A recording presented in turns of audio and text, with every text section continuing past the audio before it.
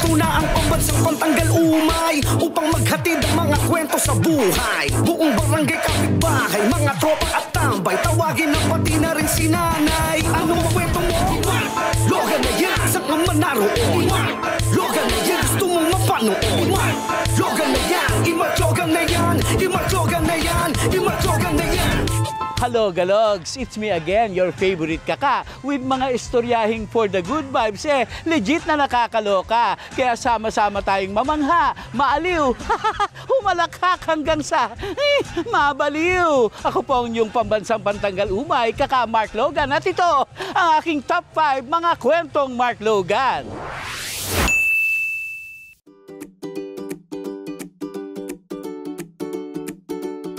Ang mga bulilit kay kukulit ng isip, kay rami-raming gustong gawin na trip. At syempre, kung anong nakikita sa loob ng tahanan, tsak ito rin ang bet nilang tularan. Dito sa Cebu, meron kaming naspatan. Gaya-gaya Puto Maya sa work ng kanyang ama. Abay, bet niya ring humawak ng camera. Siya lang naman ang little videographer ng pamilya. Itong si Athena ay 5 taong gulang na. Maagang nahilig sa paghawak ng camera dahil videographer ang kanyang papa. Sa likod ng nag-viral na post na may hawak siyang gimbal, may behind the story pa na itong kakambal. Napansin daw ni Athena na parang pagod na ang kanyang ama. Kaya't ayan, to the rescue ang cute na chikiting. Wow! Amazing! Hello Galogs, ako po si Jefferson Cañada, ang ama po ni Athena Cañada. Yung una, tumitingin lang siya sa akin, si Athena, tapos tingin lang siya ng tingin sa akin, mga 2 hours siguro, naggigimbal ako. So, nakita niya na parang, parang pagod. So, gusto naman niya na siya na din maggigimbal. So, ganun, maraming tumitingin sa kanya, maraming natutuwa kasi, yun nga, tumutulong siya sa akin sa trabaho. Kapuyan man siya mo-shoot kay tabangon akong papakapalanggajid na ko. Kung sa ibang pamilya, hate nilang isama sa work ang Junakis nila, itong si Jefferson, hindi niya ito pinoproblema. Dahil imbes na mangulit o mag-cry-cry si Athena, happy lang itong supportive daughter sa kanya. Kaya 100% willing itong i-expose sa work niya. O, hindi upang pagurin, kundi way na rin ang kanilang bonding. Sinasama ko siya kasi gusto talaga niya. Gusto talaga niyang sumama siya sa lahat ng event na pupuntahan ko, like, ganun, yung fiesta. Gusto niya kasi yung makita niya nung paano ako magtrabaho. Gusto ko nung dako mahimong makamera ko. Gusto man kumusunod sa akong papa kay gusto man ko mang-shoot. Sa kasalukuyan ay nag-aaral na itong si Athena. Masipag nga raw itong mag-aral, kaya todo support ang buong pamilya. Sinabihan ko talaga siya noon pa na kung gusto mo talagang gumagawa ng katulad sa ginawa ko, ipapatuloy mo. Nandyan naman si mama niya, sinusuportahan talaga. Susuportahan ko talaga siya all the way down, 100%. Suportahan ko talaga yung anak ko kasi kung anong hilig niya, kasi talagang hilig talaga niyang kamera. Gusto, minsan nga mag-away kami, minsan nga.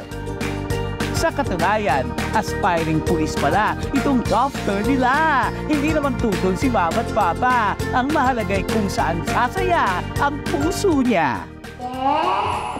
Teacher, parents, and Google maayong welcome sa abong daycare graduation ceremony. Class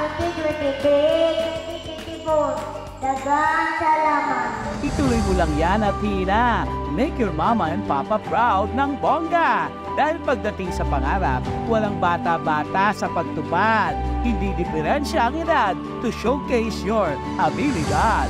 Hanggat may tsansa, i-capture mo lang ang dreams mo kahit kung minsay malabo pa. And in 1, 2, 3, say, yakan-yakan!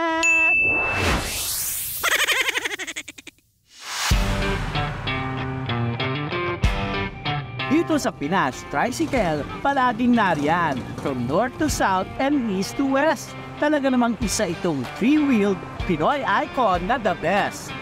Sa trapiko'y bihasa, kahit gabi o umaga, sa kalsada'y laging kilala, maging sa bayan o probinsya, sila'y makikita. Mayroong tricycle na akala mo kay TV, naglalakasan ng ang sounds habang jamming with songs ni Andrew Lee. Ang iba naman ay ordinary pero kung maningil ng pamasahe, kala mo'y pang VIP. Mapaumaga man o hating gabi, lagi silang ready. Kapag dumating na ang season ng baha, talagang ang Noypi ay nababahala. Matagal na kasi itong problema sa ating bansa, kaya mga tsuper, may solusyong kakaiba. It's not a plane, it's not Superman, but kaya niyang suungin ang baha, sakay sino man. Para sa kanila, hindi na raw nila need ng submarine dahil narito na ang tinagurian nilang tricycle na tikling. Naku po, anong oras na? Hindi ako pwedeng malate. Kaso, di rin ako pwedeng mabasa.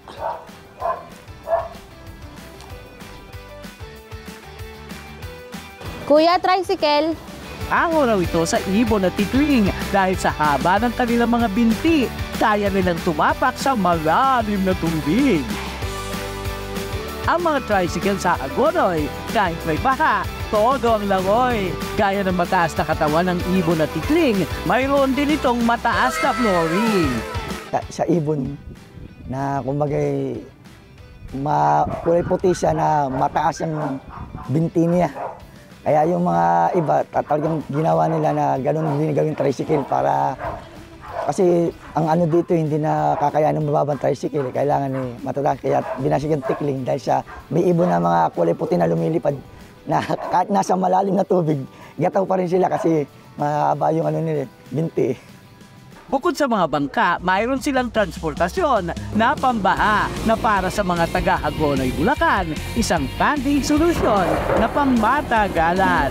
Kaya naman hindi na namin pinalampas ang pagkakataon. Sumakay na kami sa tikling na isa sa mga tricycle sa Hagonoy sa matagal ng panahon.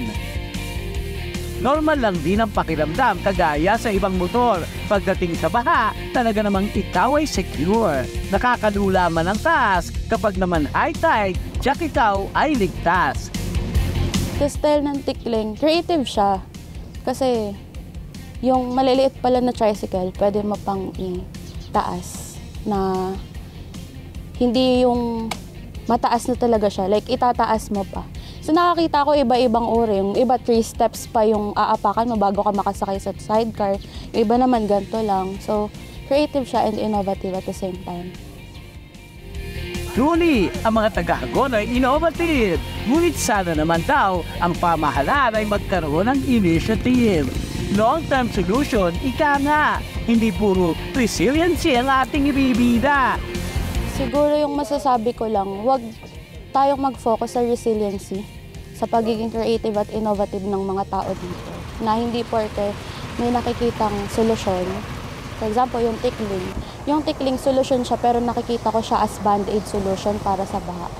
Kung a-action patungkol sa baha, dapat yung mawa-wipe out na or yung mababawasan na yung paglaki ng tubig. Kasi hindi pwede na papairalin lang natin yung resiliency ng mga tao. Isang tikling sa representasyon na ang Noypi well-known. Ngunit huwag naman sana itong maging pangmatagalan at lagi na lamang solusyon tuwing umuulan. Dahil kagaya sa tikling, gusto rin nilang tumaas ang kanilang bayan na mag-iting. Logan na yan, gusto mo mapangon i-mark. Logan na yan, imatyogan na yan, imatyogan na yan, imatyogan na yan. Logan na yan, gusto mo mapangon i-mark. Logan na yan, imatyogan na yan, imatyogan na yan, imatyogan na yan. Kung trip mong gumala sa ibang dimensyon, sa susunod kong storya, imagination mo ang limitation. Kakaibang art museum, lakas makatakas sa totoong mundo. Kaya tara na, mag-shoes ka na. Let's go!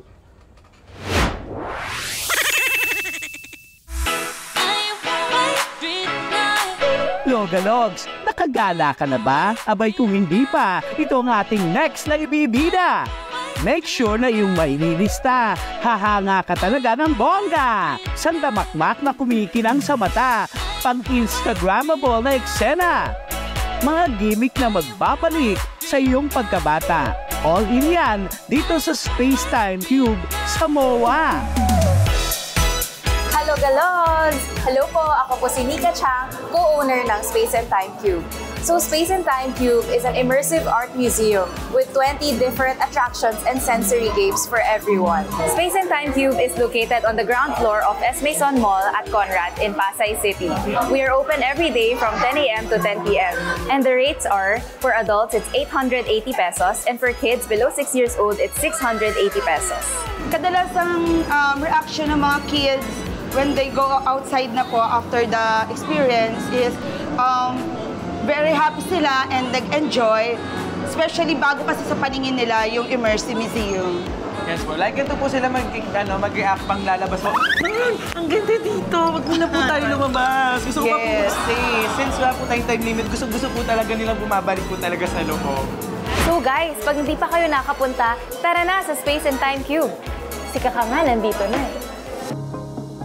Of course, Ma'am Nika, hindi ko palalampasin yarn. Gina G kong susubukan with my son. O Logalogs, meet Curry, my Mimi. Kami na ang dadayo para sa inyo. Itutur namin kayo sa ibang dimensyon. Wow! Kaya i-ready na ang imagination na siyang ating only limitation. Ang ating first destination dito sa Wandering Planets. Mapapatingala ka talaga sa pagka-amaze. Para kaming dinala ni Curry sa multiverse. Next door. Next door. O ha, itong ating little host nag-aaya na agad sa next spot. Dito naman tayo sa Mirror Maze. Kailangan dito ng extra careful kung ayaw mong magkabukol. Ay, marami lang namang salamin ang pwede mong banggain. Mag-travel naman tayo sa Crystal Matrix. Sa iyong pag-entry, feel mo agad ang magic.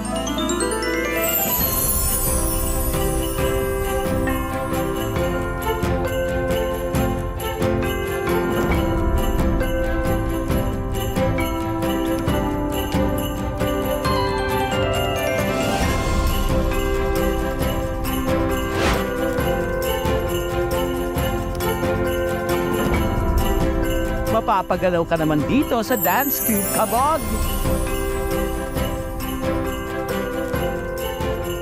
Humanda ka na raw mamangha sa Space and Time Tunnel para ka talagang sa iba't ibang time nag-travel.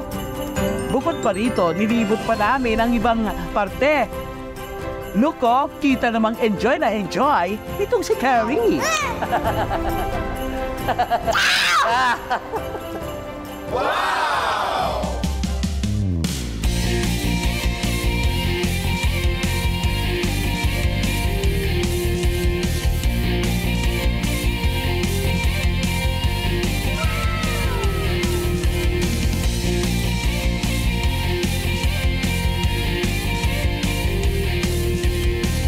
Logalogs, wag na wag kang lalabas sa Space and Time Cube. Kung sa real cinema, hindi ka pa nakapag-entry. Ito lang naman ang kanilang 9D roller coaster. Magandang bonding ito together. Para ka talagang nahuhulog. Wow! Mapapasigaw ka. Dibdib po'y kakabog. Okay!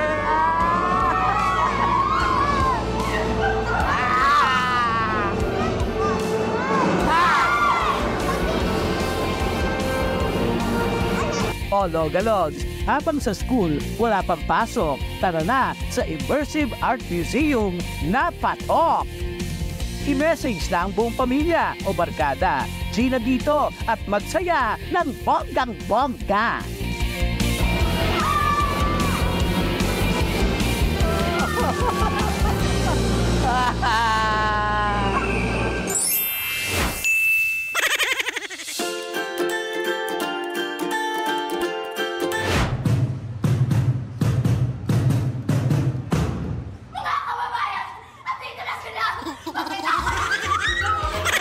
Sa paaralan, maraming ganap at kwento. May klase, exams at maging mga kalaro. Bawat araw may bago, mga ganap at kwento. Tsak aral ay laging totoo.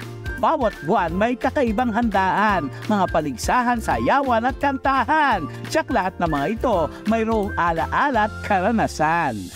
Buwan ng nutrisyon para sa kalusugan. Buwan ng Halloween naman para sa mga costume at tawanan. Iba't iba man ang kaganapan. Surely, sa mga ganitong programa, ang mga bagets mayroong matututunan. Hindi rin mawawala mga activities nila bagets sa school na cool. Nandiyan ang mga recognition day at Christmas party. Pati ang simpleng pagdadala ng family tree. Kaya naman nang magpadala si teacher ng picture ng kanilang family, itong si Bagets hindi nagpahuli. Meet Aji, ang proud Bagets na mayroong 2 mommy. Aji, welcome at our happy homecoming. Hello, God of the Planet, Lamo, and Nino. I am like so many. Kung ang ibang bagets na ihiya kasama ang mga parents kapag mayroong mga events. Pero kay Aji, he is proud and loud sa kanyang 2 mommies. Year 2021 sila nagkakilala dahil sa TikTok na trending sa madla. Nabuo ang isang pag-iibigan, puno ng kasiyahan at pagmamahalan. Kaya kami nagkakilala dahil sa TikTok. Kasi ang tunay niya, nag-scroll lang naman ako kasi nga break ko lang dun sa ex ko. Tapos, lagi siya lumalabas sa FYP ko. So, curious ako, sabi ko, ano kaya to? So, sinearch ko din siya sa Facebook. Tapos, in-add ko. Tapos, yung pagka-add ko nung gabi, ay nag-story ako. Nagtugtog lang yun Tapos, nag-react siya ng puro heart. Sabi ko, akala ko sa type niya ako. Charot lang. Pumasok sila sa isang relasyon na walang pag-aalinlangan. Hindi pinapansin kung ano man ang sabihin ng karamihan. Basta para sa kanila, isa silang pamilyang puno ng pagmamahalan. At pagdating sa kanilang baby Aji, all out sila sa suportahan at pagtutulungan. Pagdating sa eskwelahan, si Baby Aji wala raw inuurungan. Kanyang mga grado ay perfect, tulad ng kanyang family na sa kanya ay always ready to protect. This is Mamu. This is Mommy. This is me, Aji. Para kay Aji, he loves his mommies na walang kapantay dahil sa unconditional love and care na kanilang binibigay. Ang kanyang munting puso't isipan, sure na maituturing na isang kayamanan. My parents love me. And Mama is going to take care of me. Love you. Wish nila kay Baby Aji lumaking maging mabuti at mayroong malawak na pangunawa sa bawat tao na makakasalamuha. Laging umintindi sa abot ng makakaya at piliin ang tama para sa sarili at sa kapwa. Maging mabuting bata hanggang sa paglaki at magkaroon ng yung malawak na pag-unawa ba? Kasi nga, diba, yung parents niya, dalawa yung mami niya, wala siyang daddy. Kaya naman Logalogs, ano man ang inyong katayuan sa buhay o kasarian, basta't pag-ibig ang usapan, walang mali, basta pamilya'y nagmamahalan. Logan na yan, tumamapang imak. Logan na yan, imatyogan na yan, imatyogan na yan, imatyogan na yan. Logan na yan, tumamapang imak. Logan na yan, imatyogan na yan, imatyogan na yan, imatyogan na yan.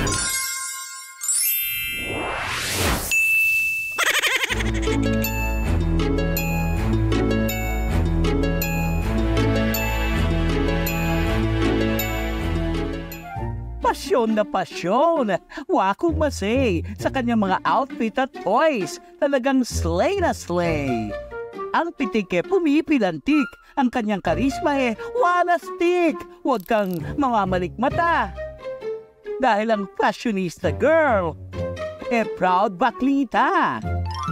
Ako ay isang model doon sa bahay ko. Kakaiba. Hello, Golox. I'm Chloe. Meet Rich Chloe, ang yaman ng name. Kaya rich din ang support ng parentals to fame. Hindi kong maging, gay. Gusto ko lang. Kasi parang masaya ako. Nafe-feel ko parang pretty ako. Maging sa kanyang 7th birthday, natupad ang kanyang wish na mag-ala Disney princess. Wow! Paneza! Nung 7 years old siya, sabi niya nga, gusto niya mag-dress, mag-gown sa birthday niya. And binigay namin kasi wala namang masama sa Parang ayaw namin i-isolate yung feeling niya. Gusto namin ma-express niya yung sarili niya. 7th birthday ko, na-feel ko parang princess ko. Cross-dressing daw ang tawag sa nakahiligan ni Chloe with her Disney princess sisters. Talagang sila'y nakakawili. O ayun, tamang traveling lang with her dragon pet. Ay, love it! Kapag nagpapabili siya ng damit pang babae, hinahayaan na namin siya kasi marami naman lalaki na cross-dresser, ganyan. At saka nagdadamit lalaki pa rin naman siya. Kumbaga, nire-respeto pa rin namin yung, halimbawa sa school, kailangan nakadamit lalaki, nire-respeto pa rin naman namin yun. Sa pagdadamit babae niya, wala kami nakikitang masama. So, siguro ang mas focus kami, yun sa ugali. Yung sa kagandahang asal dapat. Yun, dun kami nakafocus. Walang mali sa pagiging gay, basta mabuting tao ka. Tawagin mo man siyang bakla o bayot, di naman masakit. Basta never mo siyang matawag-tawag na pangit. Bulong-bulong lang yung sabi ng kaklase ko. Pangit. Sinusumbong ko ka lang kay mami. Sa school, may nangaasar sa kanya na, bakla ka, Chloe, bakla ka, ganyan. Tapos, hindi siya naapektuhan, wala talaga sa kanya. Pero, umuwi siya na, umiyak daw siya sa school, ganyan. Tapos, minsan, pag nagkikwento siya, umiiyak siya kasi sinabihan siya ng pangit. Yun lang yung nakakapagpa-apekto sa kanya, yung pag sinabihan siya ng pangit, pero sabihan siya ng bakla, hindi siya naapektuhan. Well, Logalogs, bukod sa pagiging fashionista, dreamer din pala itong si Chloe.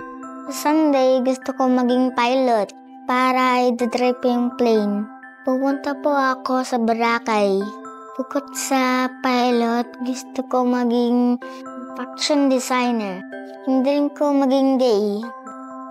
Wow, ang dami! You go, girl!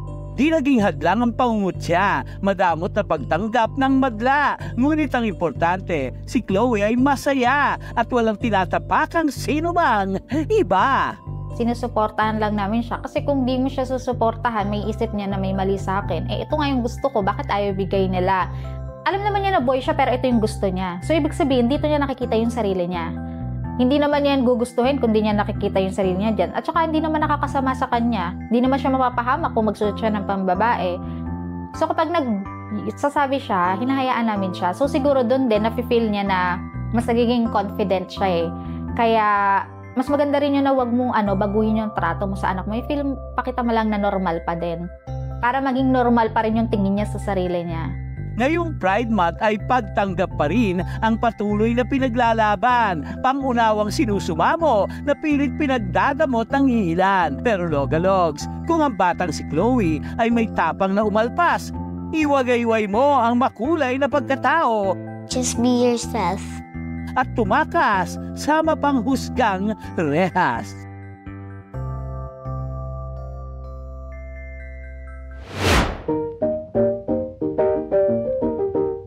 Ang mga Noypi, bonding time na ang karaoke. Mapa-birthday o inuman, mana-concert ang atake.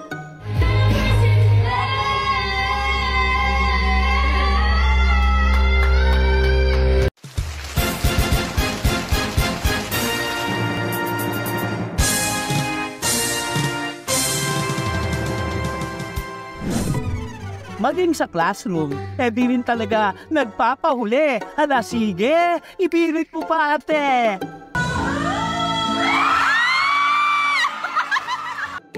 huwag mong babawin. Laban lang ng laban. Katulad ni Rihanna na mala sex bomb sa kantahan. Ito namang si Akla, mahirap maging broken. Tulad habang karaoke, sash. Uy, nakakabitin!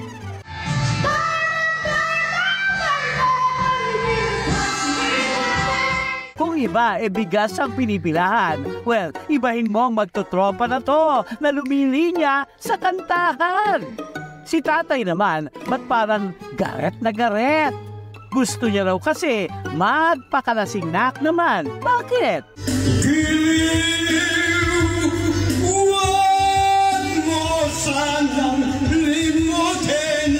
Imbis na birthday yan, concert ang kinalabasan. Hala sige, sila Akla, banat ng kapayapaan. Ang hawak-hawak ng kamay, isigaw ng sabay-sabay kapayapaan. After party-party, entrada naman ang mapanakit na kanta. Sino ba kasing nanakit dito? Ay ewan, iyaan na nga. There's no easy way to break somebody's heart. Iba-iba man ang trip at tono, sabay naman ang aliw sa tempo. Kaya ikanta mo na lang ang problema kahit di ka singer. Nasa tono man o wala, sabay na. Noipy, okay, fever. Hanggang sa susunod na kwentuhan, samahan ang iyong pambansang pantanggal umay. Sabay-sabay nating basagin ang lumbay, pagaanin ang trip ng buhay. Ako ang inyong si Kaka Mark Logan po. At ito ang aking top 5. Ano ang kwento mo? Mark Logan na yan. Saan ka man naroon? Mark Logan na yan. Sa katerbang kwentong kwela, hatid yan ng balita. 3 dekada na natin kasama. Sa mga kwentong merong wenta at malulutong. Pumasa ng tiyak na ating mabubusong. Balita na papanahon, tsaka yan sa kahon. Mark Logan, hanggang lumbay sa television. Ano ang kwento mo? Mark Logan na yan. Saan ka man naroon? Mark Logan na yan. Gusto mong mapanood? Mark Logan na yan. Saan ka man naroon? Mark Logan na yan. Gusto mong mapanood? Mark Logan na yan. Mark Logan na yan. Mark Logan na yan. Ano ang kwento mo? Mark Logan na yan. Saan ka man naroon? Mark Logan na yan. Gusto mong mapanood? Mark Logan na yan. Mark Logan na yan. Ano ang kwento mo? Mark Logan na yan. Saan ka man naroon? Mark Logan na yan. Gusto mong mapanood? Mark Logan na yan. Mark Logan na yan.